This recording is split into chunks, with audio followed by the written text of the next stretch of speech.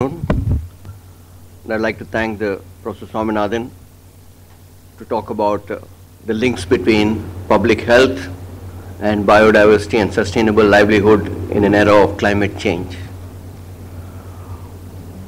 You heard various presentations on why saving food crops, preserving diversity in agriculture, and enhancing the jobs in these areas by previous speakers.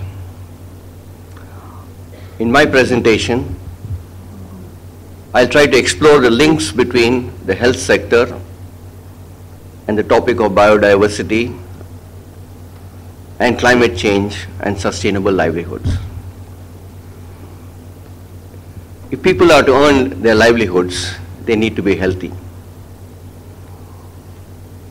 And that's the reason the public health sector needs to be interested in both biodiversity and climate change. Is it really interested? What is the current status of the interest? And how can this interest be promoted? These are some of the issues that need to be explored during the course of the conference. We accept, as Professor Swaminathan said this morning, climate change is real. We also know that health risks are increasing. And in an economy like the Indian economy, it's plagued by a transition in epidemiology, where we have threats from both infectious diseases and diseases which can be classified as non-communicable or lifestyle diseases. So we have a double burden that most other countries do not face.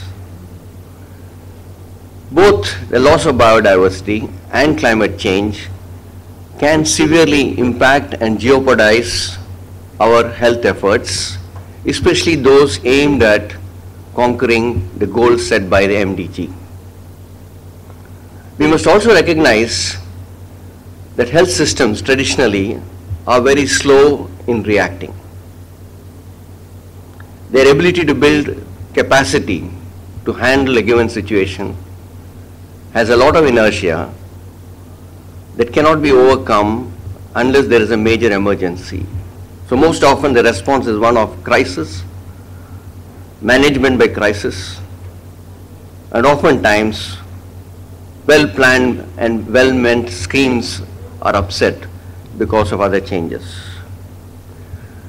And the last link in this is society itself. Unless society itself recognizes that ultimately climate change and loss of biodiversity poses a risk, and the biggest risk is its own health, then alone can we sustain this movement. Most of you may be familiar with many of the challenges that are posed by climate change to health. Let me illustrate with a few points. The most obvious ones are those due to increase in the temperature itself. And those of you who are familiar with the European heat wave a few years ago recognize that a small degree of rise in temperature can be devastating. And even those who have lived in a tropical climate can find such changes quite difficult to adjust to. Changes in the water distribution and water management can also provide threats through a variety of waterborne diseases. But the biggest threat in the last 30 years has been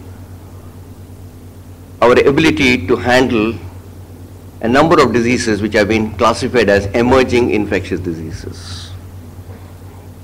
Almost one every year, whether it is SARS or the avian flu or the swine flu, which we now call H1N1, all ultimately point out to a nidus somewhere that has been disturbed,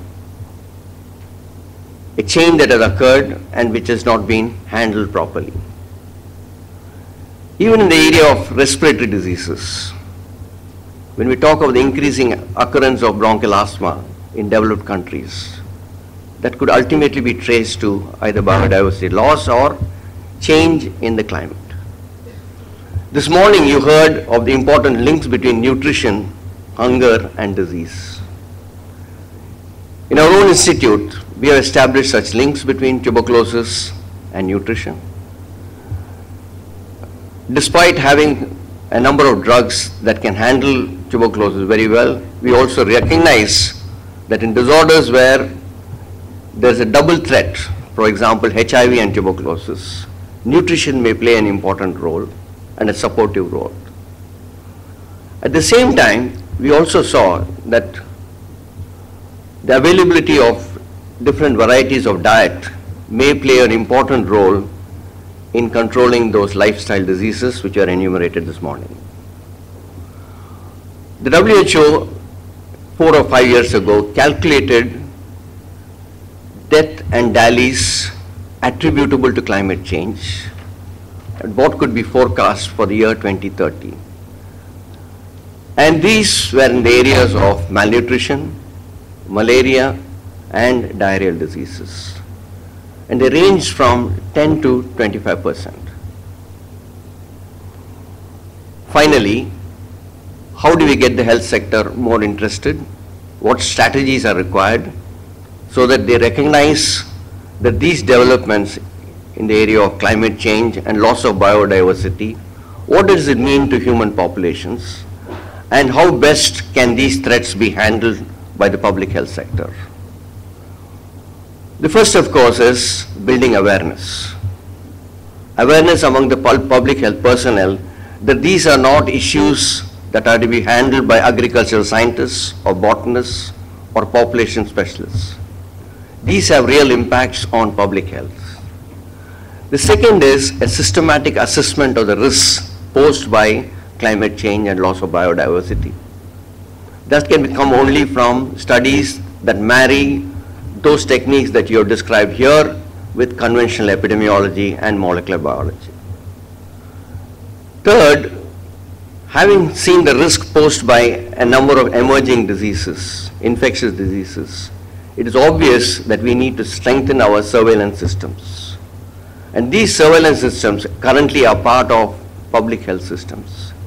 But they need to be geared to recognize new threats, recognize the proper analysis of data that is gathered in a routine fashion, interpreting them, and if possible, building models that will predict future trends that can be used to devise better strategies.